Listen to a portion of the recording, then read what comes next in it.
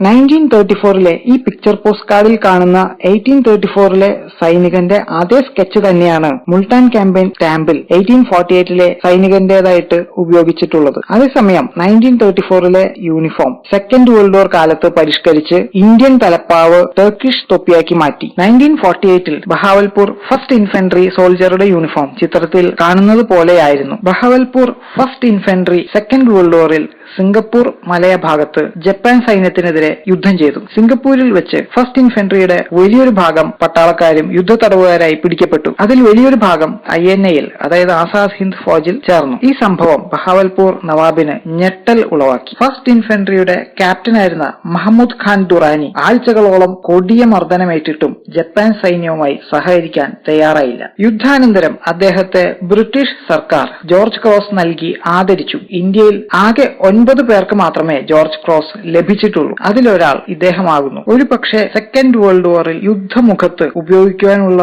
എളുപ്പം കണക്കിലെടുത്തായിരിക്കാം തലപ്പാവ് തൊപ്പിയാക്കി മാറ്റിയത്.